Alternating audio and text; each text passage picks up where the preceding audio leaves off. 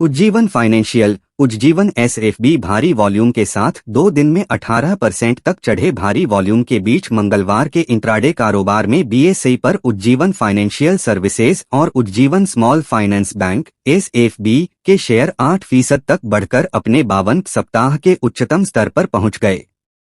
पिछले 2 कारोबारी दिनों में इन कंपनियों के शेयरों की कीमतों में 18% तक की तेजी आई है। उज्जीवन एसएफबी ने आज इंट्राडे कारोबार में 8% की बढ़ोतरी के साथ 52.20 रुपये पर कई साल का उच्चतम स्तर हासिल किया और पिछले 2 दिनों में 18% की बढ़ोतरी हुई है। 12 दिसंबर 2019 को स्टॉक 62.80 रुपये के रिकॉर्ड उच्च स्तर पर पहुंच गया था। बैंक की कुल इक्विटी का 1.3% का प्रतिनिधित्व करने वाले संयुक्त 25.56 मिलियन शेयर एसएफबी को जल्द ही होल्डिंग कंपनी विलय को पूरा करने की उम्मीद है, जबकि वर्तमान एमडी के उत्तराधिकारी की पहचान करने की प्रक्रिया जारी है।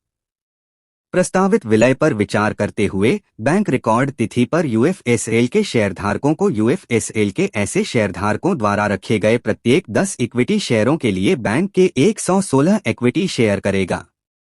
एनएसई और बीएसई पर सुबह 9:41 बजे तक है। यूएफएसएल के शेयर इंट्राडे ट्रेड में बीएसई पर 4% की बढ़त के साथ 513.75 रुपये के साथ साल के उच्चतम स्तर पर पहुंच गए। पिछले 4 कारोबारी दिनों में स्टॉक में 16% का उछाल आया है। 28 जुलाई 2016 को यह शेयर 547 रुपये की रिकॉर्ड ऊंचाई पर पहुंच गया था।